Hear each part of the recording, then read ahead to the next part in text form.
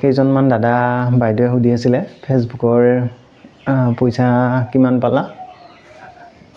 মই ডাইৰেক্ট এনেকৈতো ক'ব নোৱাৰিম, তথাপিও আপোনালোকে অনুমান লগাব পাৰিব এই ভিডিঅ'টোৰ যোগেদি। ফেচবুকৰ পৰা মই 2বাৰ পে'মেণ্ট পালোঁ আৰু সেই পইচাখিনিৰে মই ঘৰৰ অলপ কাম কৰিছিলোঁ, সেইখিনি মই আপোনালোকক আজি দেখাম।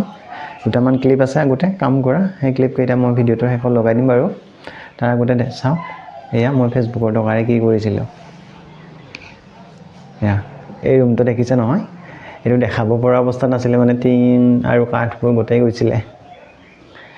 তাৰপিছত ফেচবুকৰ পইচাৰে আৰু মোৰ নিজৰো অলপ খৰচ হৈছে বাৰু, প্ৰায় 15-20 হাজাৰমান টকা গৈছে, মোৰ নিজৰো গৈছে আৰু ফেচবুকৰ পৰা পোৱা পইচাখিনিও ইয়াতে লগাই দিছোঁ।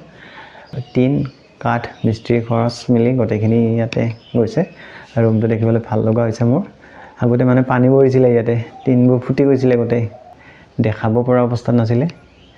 এতিয়া এইখিনি কৰিলোঁ আপোনালোকৰ মৰম আৰু আশীৰ্বাদত, ভাল লাগিছে। আৰু এইখন টিং ৰৈ গৈছে, বেছিকৈ আছিলে। এইটো কোনো ব্ৰেণ্ড প্ৰমোশ্যনেল ভিডিঅ' নহয়। অভিজ্ঞ দাদা এজনে কৈছিলে যে টিং লগালে JSW লগাবা, মামৰ নধৰে। মই বিশেষ নাজানো বাৰু, দাদা এজনে কোৱা বাবে এইটো লগালোঁ।